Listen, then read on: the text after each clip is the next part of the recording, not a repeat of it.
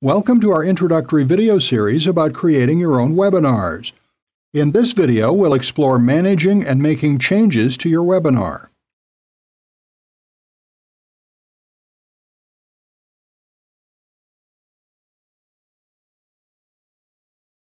Once you've initially set up your webinar, you can manage it and make changes to it. If you simply click on My Webinars here in the main menu, then click on Manage Webinar here, and that takes us back to the Manage Webinar screen, so you can edit any elements of it. You can edit the title of the script if you wish, and all the other details. And you can also edit the branding and themes, registration form, and so on. And you can also make changes here. These aren't selected by default, but email notification, and you see by default, webinar invitation, send in body of email, send reminder 1 hour and 1 day before webinar, send follow-up to attendees 1 day after webinar, send follow-up to no-shows, none. So let's edit so we can make some changes.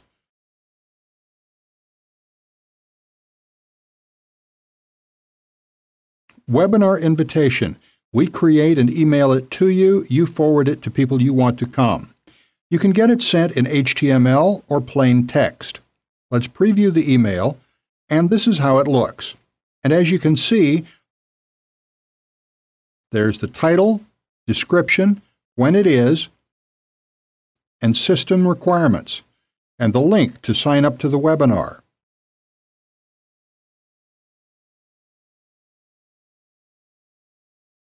And that's the registration page. Okay, let's close that, and let's close this email preview. Okay, other emails to registrants.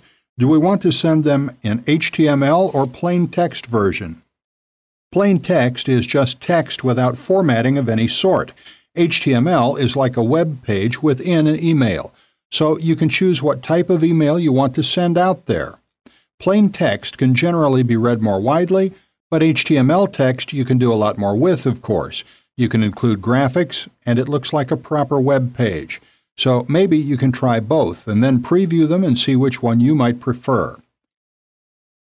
When do you want to send reminder emails to all participants? 1 hour before? I'd say that's a good idea. 1 day before? I'd say that's a good idea too. 1 week before? You could go with that or not as you choose. Send follow-up to your attendees. Provide your attendees with your company's contact information in case they have questions. If you're doing follow-up outside of GoToWebinar, if you capture their email details outside of GoToWebinar doing follow-up, then you probably don't need any follow-up here. You can manage that yourself. And that way, you have a lot more control. But if you want, you can send out an automated email here 1 hour, 1 day, or 1 week afterward, and it looks like this. Okay, that's it. Not much, so I'd suggest managing that yourself so you can actually turn that off. However, that said, if you do wish to use this, you can, of course, customize it here. You can customize the subject. You can't customize the first line, Dear Attendee First Name, but you can customize the body. So you can make changes there if you're going to use it, but I'll turn it off in this case. Send follow-up emails to no-shows. You could do this, or again, you could just send an email a day or two later to everyone who registered outside of GoToWebinar just using your email follow-up service or software.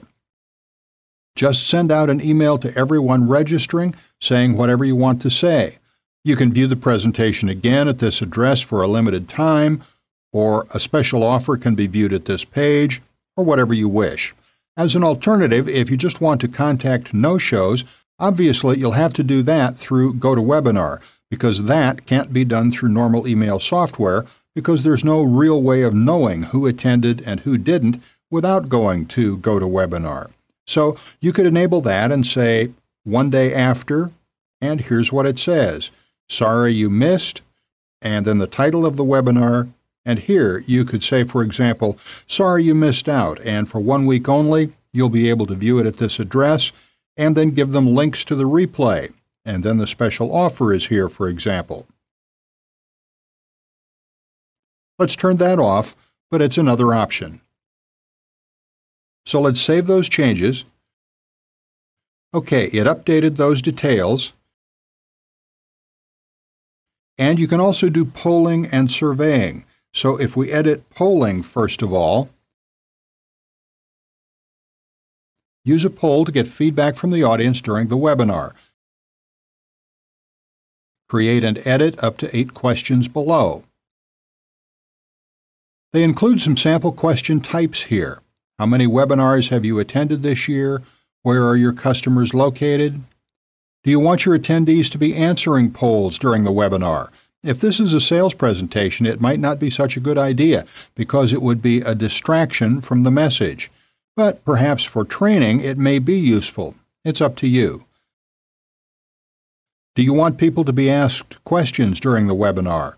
And if you want to ask questions during the webinar, you can do single answer or multiple answers. So let's do single answer. Question. For example, going with a Microsoft Word training example, which version of Microsoft Word do you have? Answers: Word 97, Word 2000, and so on.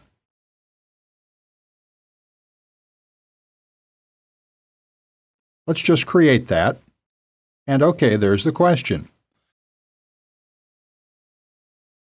And you can run a practice session to see how the polls appear.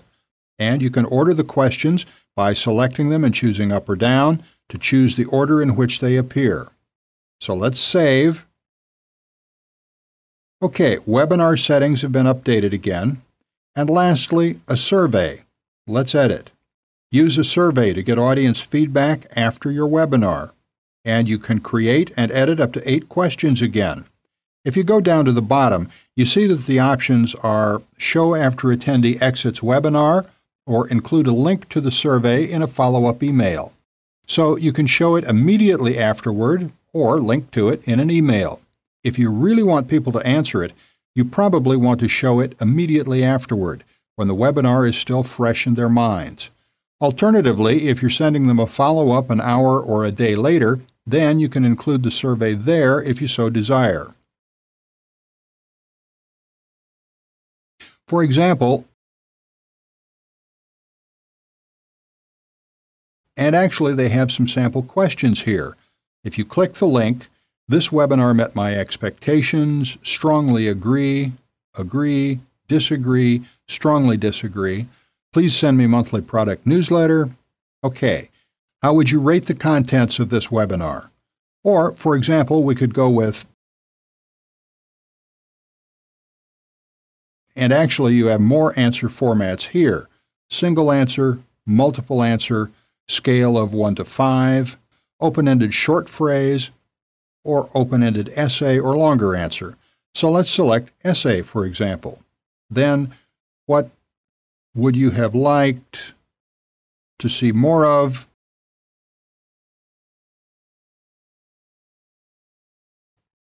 And then a follow-up or related question. What was missing that you would have liked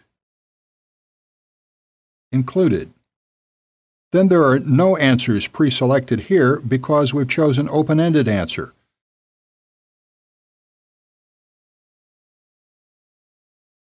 And create and add that. And again, you can reorder your questions by choosing up and down. Let's stick with showing this directly after the attendee exits and save. Okay, so those are further additions or changes you can make to your webinar.